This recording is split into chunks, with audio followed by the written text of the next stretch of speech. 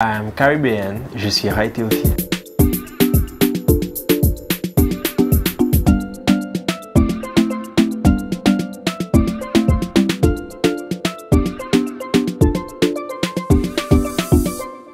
Je suis le Mister Guadeloupe 2025.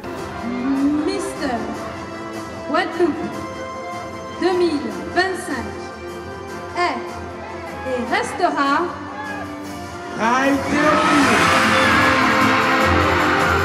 Je suis arrivé il y a à peu près 3 mois, donc lors de ma première élection, donc celle du lycée Augustin Aron, le 29 mars. J'ai enchaîné avec l'élection de Miss et Mister Interlycée et j'ai décidé d'enchaîner complètement avec Mister Guadeloupe, donc le 16 août. J'ai découvert d'abord celle de mon lycée que j'ai beaucoup aimé. Ensuite, j'ai enchaîné avec MMIL et j'ai accroché avec les candidats que je salue d'ailleurs. Et puis, je me suis dit, ça serait intéressant de pouvoir continuer à une plus grande échelle, donc celle de Mister Guadeloupe. Et Dieu merci, j'ai réussi à acquérir un nouveau titre. Quand j'y vais, je me dis, je vais pour kiffer, je vais pour vivre l'instant T, je vais pas, si je gagne, c'est génial, si je réussis pas, c'est une leçon de vie. Donc quand j'y vais, c'est vraiment pour vivre l'instant T à 100%. Alors ma mère m'a encouragé depuis le début. J'ai pu compter sur son soutien, vraiment. Elle m'a dit, vas-y, je te soutiens à 100%. C'est même elle qui faisait des fois bouger les choses au niveau de ma communication. Maintenant, mon père, il était aussi d'accord, mais plus dans son coin. Donc, c'est vraiment ma mère, ma tante et ma grand-mère aussi qui m'ont vraiment poussé à aller et qui m'ont encouragé. C'est même elle, des fois, qui me donnait la force. J'ai vécu 90% de ma vie avec ma mère, uniquement avec elle. Je devais voir mon père peut-être 4-5 fois par an. Et jusqu'à présent d'ailleurs, donc bon, un peu absent, mais maman faisait bien le rôle des deux, donc j'ai un équilibre en fait jusqu'à présent et je pense que je l'aurai encore après. Alors Ray Petit avait beaucoup de rêves et d'ambitions qui se sont estompés avec le temps, mais si je me souviens bien, je voulais être au début policier, ensuite je passe à pompier et depuis quelques années, mon rêve ultime, ça serait de devenir pilote de Formule 1. Ou de course GT, mais dans le sport automobile. Je pousse vraiment le bouchon un peu plus loin pour atteindre justement ses rêves et faire en sorte que ça ne soit plus uniquement que des rêves. À la maison, j'étais un petit garçon vraiment calme, très chouchouté par sa maman. Mais par contre, en dehors, donc à l'école ou avec les amis, j'étais un peu l'enfant qui bougeait beaucoup, qui aimait faire de nouvelles choses, découvrir de nouvelles choses. Des fois, faire des bêtises. Je dirais un enfant joyeux, rempli de bon sens et de volonté de bien faire. J'ai toujours eu cette envie de plaire aux gens, de leur montrer que oui, je peux avoir leur approbation. Et parfois, ça a failli me perdre dans certains moments, mais j'ai réussi à trouver le juste milieu à présent qui fait que je saurais plaire aux gens. Mais comme je sais qu'on ne peut pas plaire à tout le monde, eh bien, on fait avec. Au début, j'étais un peu peureux. Parce que, comme vous avez dit, on était quand même 24 candidats au tout début, avant la demi-finale. Donc, à mon arrivée, il y avait pas mal d'autres élèves qui avaient énormément de potentiel. Et donc, j'étais un peu sur le qui-vive. Puis est arrivée la demi-finale, je me suis rendu compte que j'avais vraiment cette faculté de savoir m'exprimer face aux gens et cette facilité sur la scène. Donc je me suis dit, bon, même si il peut arriver que je ne devienne pas le Mister Interlycée, je vais quand même me donner les moyens. Et le comité MMIL, donc Miss et Mister Interlycée, nous a permis à tous d'avoir un maximum de chances de nos côtés. C'est toujours avec plaisir que je peux prouver aux gens que oui, c'est possible, qu'on peut arriver malgré qu'on soit le plus jeune, parce que la plupart de mes élections, j'étais toujours le plus jeune, ou l'un des plus jeunes. Donc, prouver à ma génération qu'on peut le faire, même en étant le plus petit. Lors de l'annonce du gagnant, en fait, c'est toujours avec cœur joie que j'apprécie d'entendre mon prénom. On se dit qu'il faut qu'on double d'efforts parce que les gens ont parfois tendance à penser qu'en fait, comme on est le plus jeune, on manque énormément de maturité, qu'il y a beaucoup de choses à travailler. Et c'est là qu'en fait est le challenge. C'est qu'il faut pouvoir montrer à la Guadeloupe, montrer aux jeunes que c'est pas parce qu'on est le plus petit qu'on manque forcément de maturité, mais qu'on est présent et qu'on peut faire aussi. À la base, je suis quelqu'un d'assez renfermé. C'est-à-dire que les gens ne venaient pas forcément directement vers moi. Donc au fur et à mesure du temps, je me suis renfermé sur moi-même. J'accueillais de moins en moins de personnes dans mon entourage. Et puis, un bon matin, je me suis réveillé. Je me suis dit, est-ce que c'est vraiment seul que j'ai envie de finir ma vie, inconnu et tout. Donc je me suis dit que non, il faut que je m'ouvre aux gens. Il faut que je puisse retrouver le moi d'enfance qui avait entre guillemets disparu. Cet univers de Miss et Mister, c'était vraiment pas mon délire. Ça m'intéressait pas. J'ai dû connaître 2-3 Miss auparavant, telles que Indira, Shalilan, mais sinon sans plus. Donc c'est vraiment grâce à ces amis que j'ai pu me lancer et pu faire Augustin Aron, MMIL et Mister Guadeloupe. Mais sans tout ça, je pense pas qu'aujourd'hui je serais Mister Guadeloupe. Très sincèrement, à aucun moment j'ai eu ce déclic de me dire que je veux gagner à 100%. Et je me suis jamais mis dans la tête que j'allais l'être. Parce que la différence pour moi, elle est là. C'est de me dire que je me suis vu porter l'écharpe, je me suis vu faire les petites photos dans 2-3 rêves, mais je me suis jamais mis en tête à 100% que j'allais le devenir. Parce que, en fait, quelque part, à force de trop croire à quelque chose, ça ne se réalise pas. Et à force de trop en parler autour de soi aussi. Donc c'est vraiment, comme j'ai dit, j'ai vécu l'instant T. Parce que je me suis dit que c'est soit j'ai des regrets, ça passe pas. Et en plus j'ai fait une mauvaise prestation. Soit j'ai fait une super belle prestation, ça passe pas et c'est dommage. Soit j'ai fait une super belle prestation, ça passe et je réussis. Donc en soi, c'est vraiment avec une joie de vivre extrême que j'ai passé chacune de mes élections. Miss et Mister Interlycée, donc ma deuxième élection. On était entre personnes de même génération, de même âge, 17, 18 ans éventuellement. Donc c'était à peu près la même vibe, la même délire. On connaissait à peu près nos références. En fait, on se connaissait sans vraiment se connaître. C'est-à-dire que comme on est de la même génération, on sait ce qu'on aime, on sait ce qu'on fait. Là, j'étais plutôt à l'aise. Contrairement à Mister Guadeloupe, où là, je faisais face à des adultes, des gens qui avaient 30 ans, 32 ans, 27 ans. Donc c'était une marge de maturité supérieure. Mais l'avantage que j'ai pu avoir, c'est que comme à la base je suis quelqu'un d'assez mature, j'ai réussi à avoir des discussions concrètes avec eux et m'imposer aussi dans le groupe, montrer que j'avais ma place malgré mon jeune âge, parce que j'étais le plus petit lors de la compétition. Il faut qu'on se donne quand même à fond parce que c'est pas parce qu'on est le plus jeune que nos chances sont réduites à 100%. Non, il faut montrer que la jeunesse est présente et que c'est elle qui va porter le pays demain. Mais à certains moments, ça devenait un peu lourd.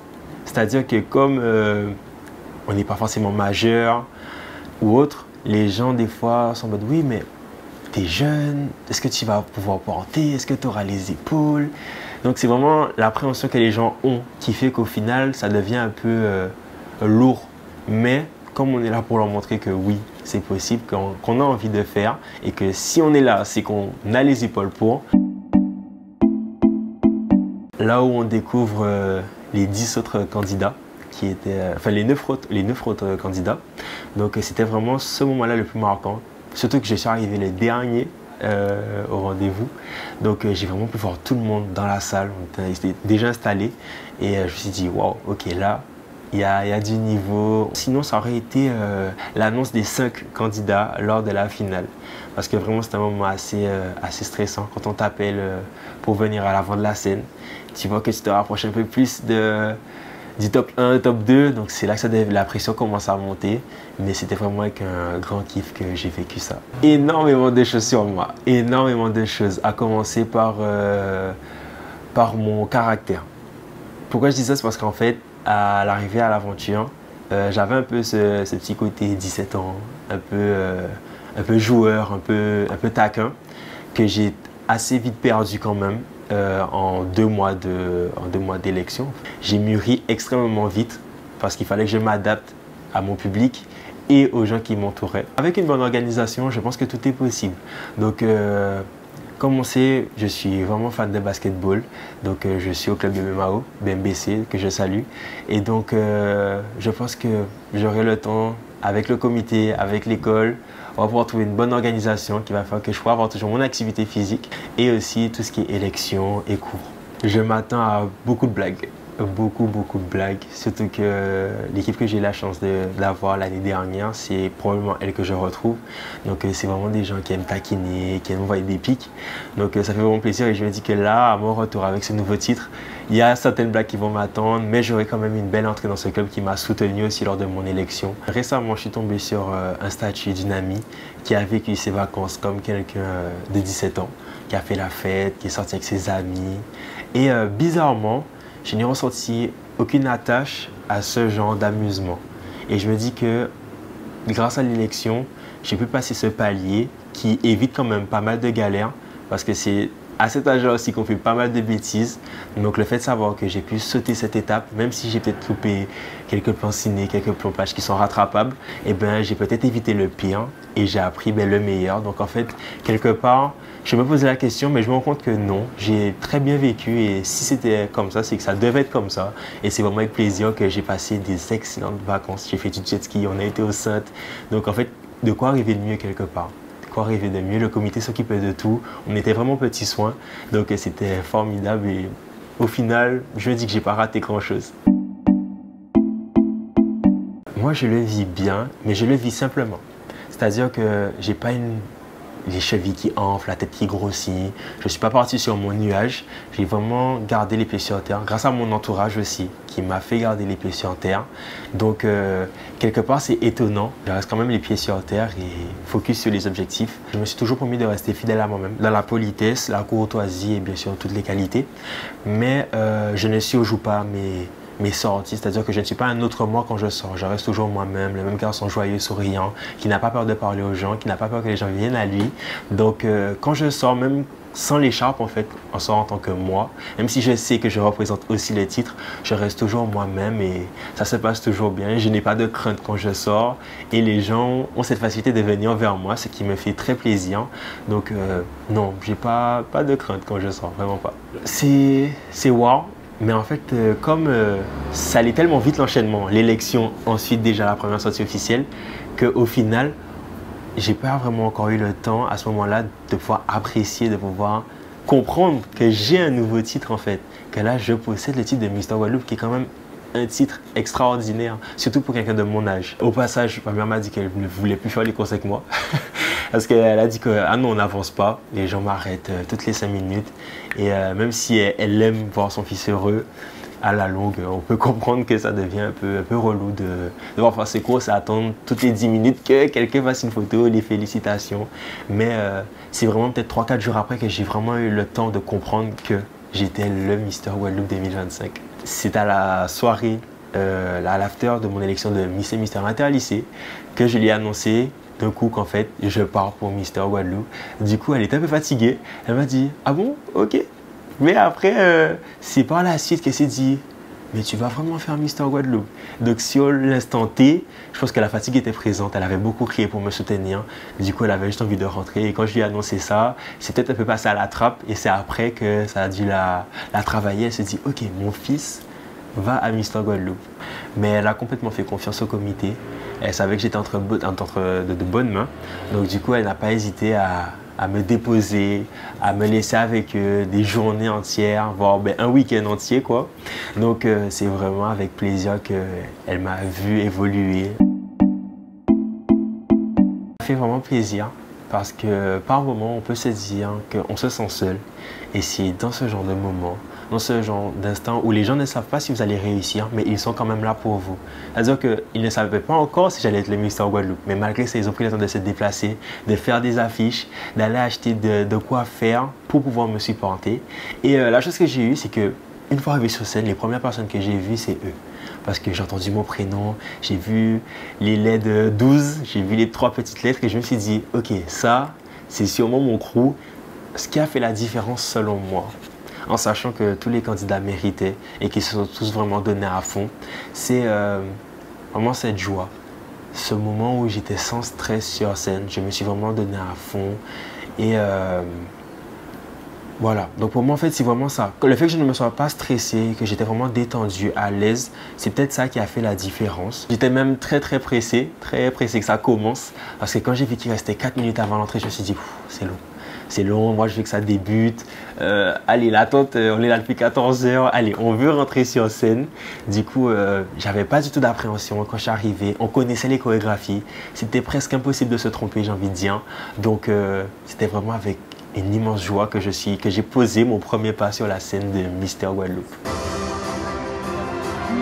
Mister Guadeloupe. Qui sera le prochain Mister Guadeloupe?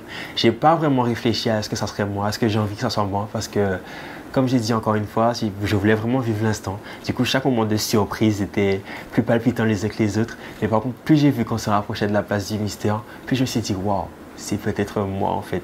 Et là, c'était vraiment, ça devenait de plus en plus magique.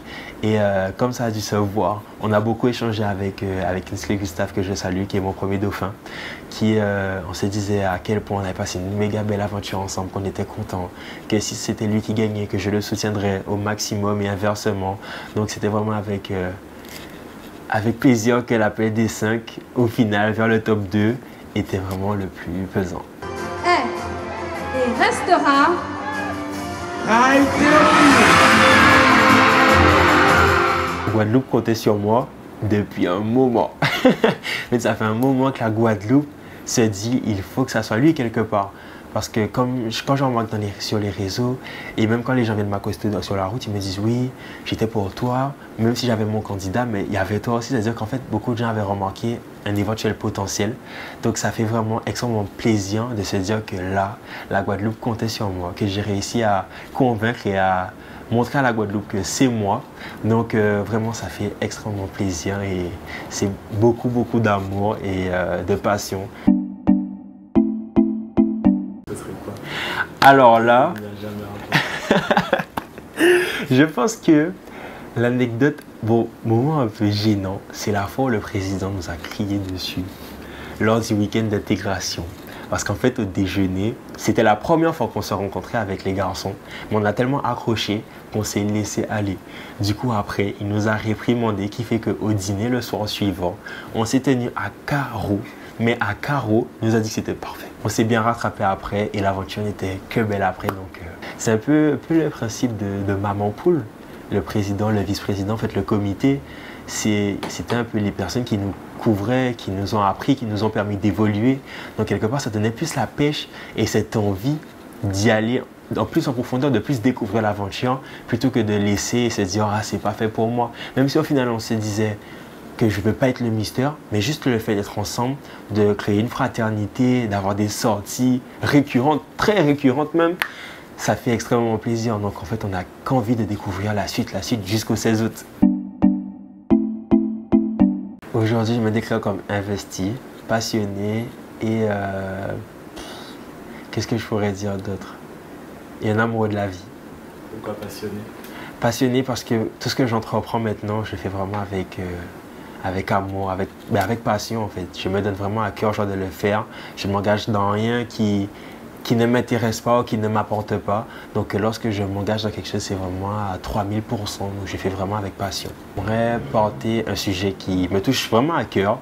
C'est les accidents de la route liés à la jeunesse et même aux générations qui nous précèdent. Parce qu'en fait, c'est quelque chose de très récurrent ces derniers temps sur nos routes et j'ai perdu quelques amis lors de différents accidents. Donc j'aimerais vraiment sensibiliser la jeunesse et même nos parents en fait à se renseigner, savoir comment il faut aborder la route, adopter de meilleures positions pour pouvoir nous permettre de prendre la route en toute sécurité. Donc c'est vraiment la cause que je soutiens en priorité. Une phrase que je me répète souvent, parce que je partais toujours du principe que j'allais mettre 203, avec un peu d'appréhension quand même. Mais là, je me dis qu'on va se donner les moyens pour optimiser les chances, pour essayer d'aller au jamais 304. Parce que quand même, c'est une élection au niveau national qui est d'une plus grande ampleur avec des candidats qui ont 2 fois plus envie de gagner.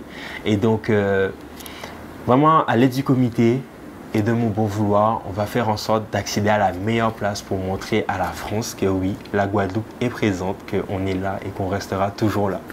Je retourne au niveau 0, j'apprends tout, le comité va tout me réapprendre quelque part entre guillemets. Donc je ne prends pas plus confiant que notre candidat, je reste vraiment humble. Voilà, je reste vraiment humble et je pars avec un objectif qui est fixé, mais qui peut quand même avoir quelques variantes. On ne sait jamais de quoi demain est fait. Donc du coup, on va juste se donner les moyens et pas partir tête baissée, en fonçant dans le tas sans savoir ce qui nous attend. Je dirais, accroche-toi. Ne perds jamais le nord et reste toujours toi-même. Ne fais pas attention au regard des gens. Mais de rien.